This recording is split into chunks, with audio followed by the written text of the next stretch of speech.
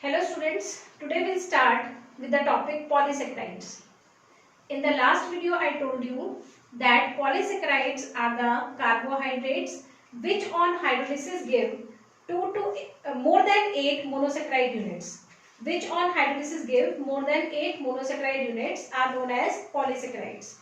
So these polysaccharides have high molecular weight and colloidal size.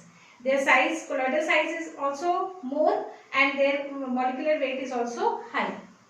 Their general formula is C6H12O5 whole N. Their general formula is C6H12O5 whole N. Polysaccharides are generally tasteless, odorless and amorphous substances. They do not have any crystalline structure. They are tasteless, odorless and amorphous. They are not sweet in taste. When you put a piece of bread in your mouth, you will not taste sweet. After a few seconds, it will start tasting sweet because that starch is hydrolyzed into maltose and maltose is sweet in taste. They are partially soluble in water or insoluble in water. Try to dissolve some starch in water. It is insoluble but it is partially soluble in hot water. So, polysaccharides are generally partially soluble or insoluble in water. They do not diffuse through the cell membrane. They do not pass through the cell membrane because of their large size and high molecular weight. They are non-reducing in nature. Yesterday I have told you that all monosaccharides are reducing because they have their functional group free. Among disaccharides, those are reducing which have either of one functional group free. They are known as reducing disaccharide. For example, maltose, isomaltose, lactose. But sucrose was non-reducing because it does not have any functional group free. So, all polysaccharides are non-reducing in nature because many monosaccharides are joined together. Thousands of monosaccharides are joined together to form polysaccharides. And among those 1,000 monosaccharides, only one monosaccharide will be having its functional group free, which is negligible. Therefore, all polysaccharides are considered to be non-reducing in nature. The acid soluble portion which we did on the first day, we have homogenized the tissue in TCA and then divided it into two parts, acid soluble portion and acid insoluble portion. So you will get polysaccharides in acid insoluble portion. Let's recapitulate all the points. Polysaccharides are the carbohydrates which on hydrolysis give more than 8 monosaccharide units. These polysaccharides have high molecular weight and large colloidal size. Due to their high molecular weight or large colloidal size, they cannot diffuse through the cell membrane. They are tasteless, odorless and amorphous substances. Their general formula is C6H12O5 whole N. They are non-reducing in nature and the acid insoluble portion has polysaccharides. Now, children, you will note this point, this is very important, that storage form of carbohydrates in plants as well as in animals is polysaccharide. Storage form of carbohydrate in plants as well as animal is polysaccharide. Means अगर plant और animal को carbohydrate को store करना है तो किस form में store करेगा? पॉलीसैकराइड्स की फॉर्म में. It will not store it in the form of mono or disaccharides. Why is it so? ऐसा क्यों होता है? The answer is the polysaccharides are highly insoluble in water or they are partially soluble in water. So they can be maintained in the cell without dissolving them in water or in non-aqueous phase. Second, these polysaccharides can occupy compact shapes. They can be arranged in compact shapes, which I will tell you later on. So they can be stored in the cell. Third, they can be hydrolyzed into monosaccharides whenever the requirement of the cell is there. So when cell requires energy or when the cell requires monosaccharide, these polysaccharides can be hydrolyzed to form monosaccharides. So these are the three reasons why plants and animals store carbohydrates in polysaccharide form. One is they are insoluble in water or partially soluble in water. They can be compactly arranged. And third is they can be hydrolyzed into monosaccharide whenever needed. So now we will discuss these polysaccharides one by one. First we will take starch.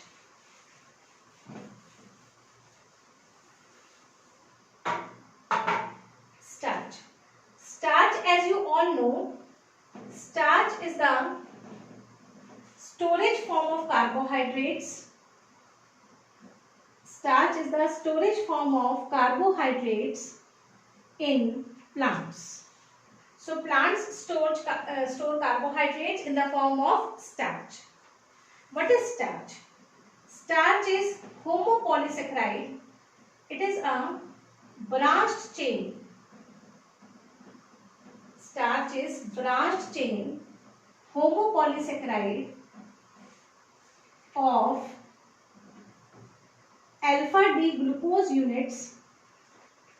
It is a branched chain homopolysaccharide of alpha D glucose units linked by alpha 1,4 and alpha 1,6 linkage. Children, read down this definition very carefully. Starch is branched chain, means it has branches. Homopolysaccharide means it is made up of single type of monosaccharide, that is glucose. So starch is branched chain homopolysaccharide of alpha D glucose units. These alpha D glucose units are linked by alpha 1,4 and alpha 1,6 linkage. These glucose units are joined together by alpha 1,4 and alpha 1,6 linkage. These type of linkages I have shown you in maltose and isomaltose. Maltose was linked by alpha 1,4, 2 glucose units were linked by alpha 1,4 in maltose, and in isomaltose 2 glucose units were linked by alpha 1,6. So now we will draw the structure of starch like this. This is one glucose and this is linked to other glucose by 1,4 linkage. This is alpha 1,4 linkage. We will join. You can join many glucose like this. This is alpha 1,4 linkage. This is straight chain. Now we have to form the branch. So we can form the branch like this. Like this we can form.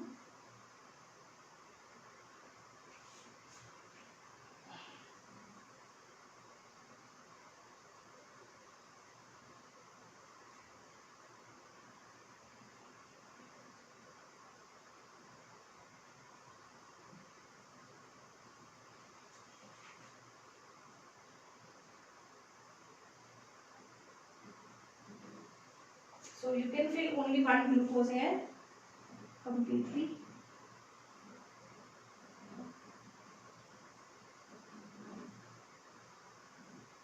This is alpha 1,4 linkage and this is alpha 1,6 linkage.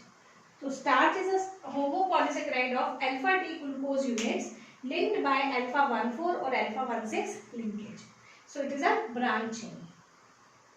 Now starch consists of two components. Starch consists of two components, amylose and aminopectin. Starch consists of two components, amylose and aminopectin.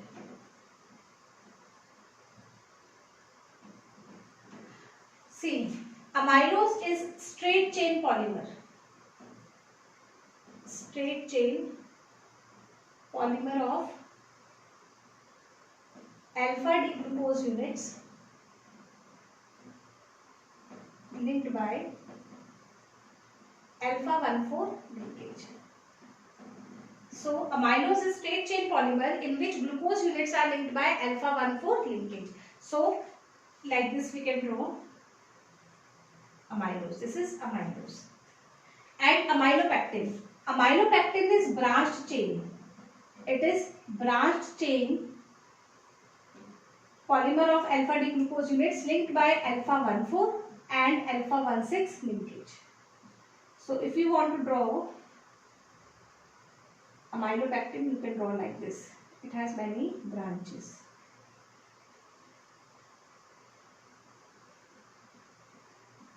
Like this you can draw.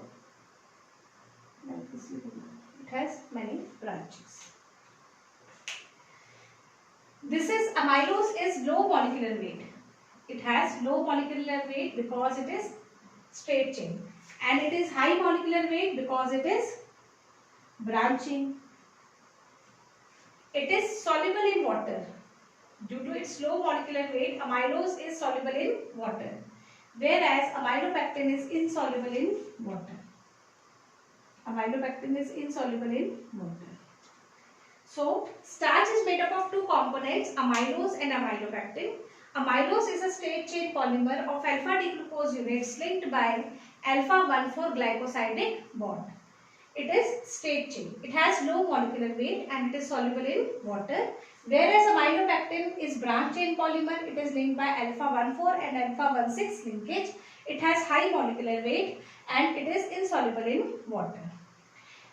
Amylose forms 20% of the starch.